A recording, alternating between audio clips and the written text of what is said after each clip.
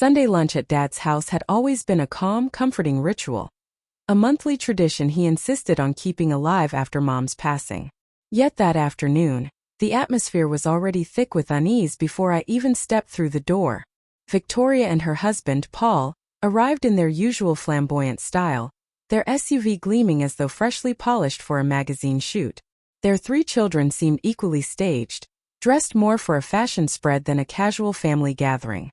Emma, 10, twirled in her miniature designer dress, the price tag still peeking from the collar. The identical 7-year-old twins followed, every detail from shoes to socks meticulously matched.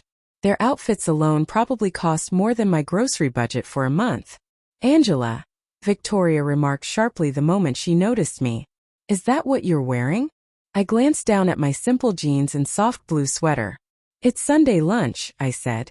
"This is family lunch," she countered, smoothing her daughter's hair.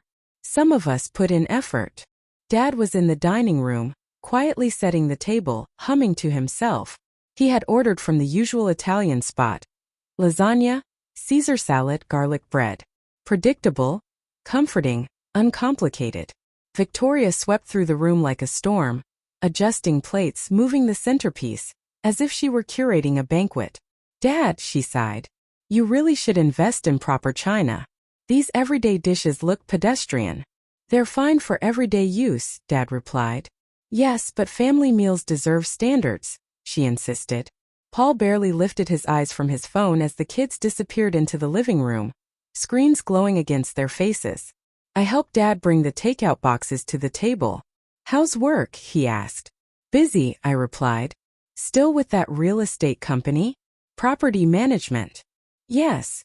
Victoria had overheard. "Oh, you're still there? I thought it was temporary." "I've been there 8 years, I said. 8 years, she repeated, eyebrows arched. "That's stagnant, isn't it?" Paul smirked, scrolling on his phone without looking up. When everyone finally sat, Dad took his usual place at the head of the table. Victoria and her perfectly polished family lined one side. I was alone on the other. She carefully cut Emma's pasta, dabbed sauce from one twin's chin, and admonished the other for improper napkin use. Every gesture felt rehearsed, a performance for some invisible audience. "So, Dad," Victoria began brightly, "we've been planning our summer trips. Lake house in July. It's perfect for the kids. Then maybe the mountain cabin in August before school starts." Dad nodded politely. "And for Christmas," she continued, "the beach house. A new tradition. The kids will love it." I twirled my fork silently. Lake house, mountain cabin, beach house. 3 properties I had purchased and fully renovated over the last 6 years. All under my name. All paid for. Yet Victoria always assumed Dad owned them. She never questioned how a retired man could afford such luxuries. She simply took them for granted, sharing photos online under captions like "Our Family Lake House," "Mountain Getaway," "Christmas by the Sea." 6 years ago, Dad had called me worried. "Victoria's asking about vacation homes. I can't afford that on my retirement." I reassured him and quietly bought the lake house, a cheap foreclosure needing repairs. I fixed it, furnished it, handed Dad the keys, and let him keep the secret. Victoria filled in the gaps herself. 2 years later, I repeated the process with the mountain cabin, then again with the beach house, now totaling roughly $2 million in combined value, all generating rental income when her family wasn't using them. Now across the table, she sipped wine. "The lake house is beautiful. I think we need to upgrade the dock, maybe a bigger boat. Paul's been looking at pontoons," she said. "That's expensive," Dad warned. "It's an investment," she countered. "Maintaining your property properly increases its value. That's just smart ownership." Emma suddenly looked at me. "Mommy, why does Aunt Angela eat so quickly?" Victoria answered lightly, "Different priorities, sweetie. Some people focus on money. Others focus on refinement." Paul chuckled softly. I kept eating, quiet. "Aunt Angela," Emma asked again, "do you have a vacation house?" "No," I said firmly. "Why not? Don't you have money?" Victoria smiled, sweet and condescending. "Emma, not everyone can afford nice things. Aunt Angela works hard, but she's not on our level financially. That's okay. Everyone has their place." Dad shifted uneasily in his seat. Victoria, what? It's true, she continued, as if reading from a script. Angela's always been the struggling one. We're just blessed to do better. One of the twins piped up innocently. Mommy says you're poor. Oliver, Victoria hissed, but the grin on her face refused to fade. That's not polite, she said. But well, you did say it. The other twin added without hesitation. You said Aunt Angela doesn't have nice clothes or a nice car or vacation houses. I opened my mouth ready to speak, but Victoria jumped in. She has different resources, she corrected herself, trying to sound generous. Emma suddenly stood, eyes wide with the full power of childhood certainty. Mommy, she said, voice loud and unflinching. If Aunt Angela is poor, should she be standing while we sit? Like servants. The room went silent. Victoria froze, her face paling. What do you mean, sweetie? She asked, voice tight. You said poor people should stand while rich people eat. That's the rule. So Aunt Angela should stand. Every eye turned to me. Dad's face drained of color. Paul's smirk stretched wider. Victoria looked trapped, humiliated, defensive, powerless. Then Paul began clapping. Slow, deliberate. Out of the mouths of babes, he said, grinning. She's got a point. Social hierarchy exists for a reason. The twins, oblivious to nuance, joined in, clapping happily. Victoria hesitated, then slowly, reluctantly started clapping along. Emma beamed, clapping the hardest. Dad's voice cut through, low and firm. That's enough. Oh, come on, Paul protested. It's just a joke. Victoria forced a thin smile, trying to regain control. She's right, though, she said defensively. There are levels. Some people sit, some people serve. That's reality. Angela's never going to have what we have. She works for a property management company. We own properties. There's a difference.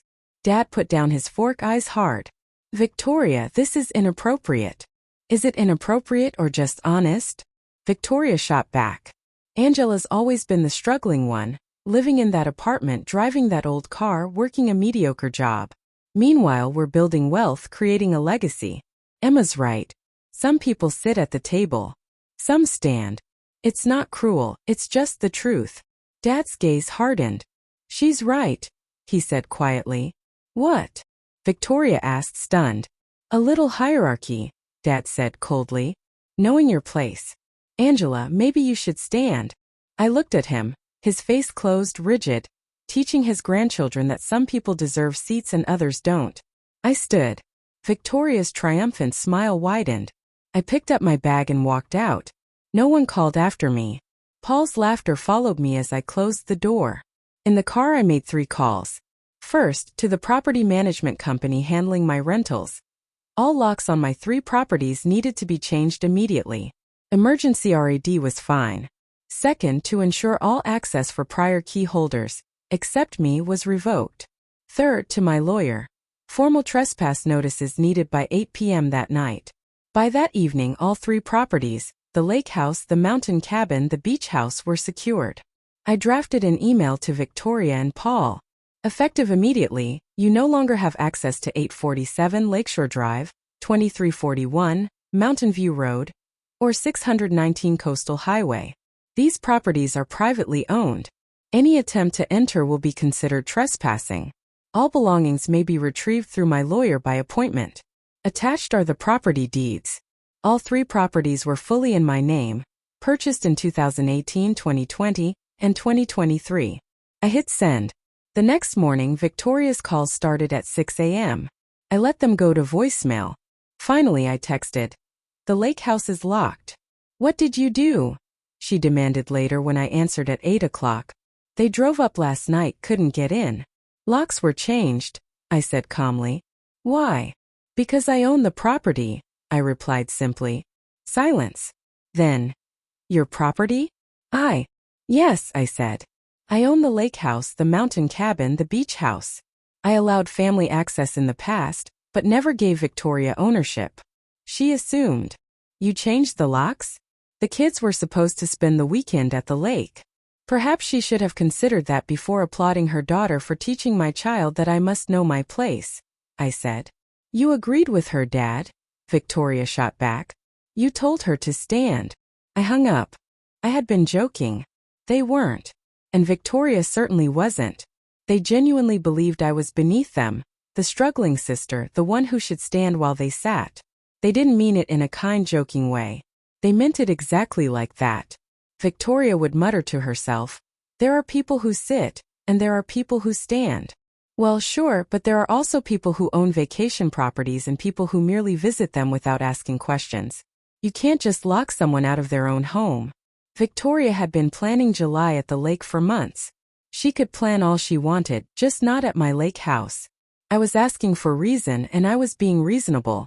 I was securing my private property, purchased with money earned from my mediocre job, the job Victoria assumed made me poor. Later Victoria sent a long text.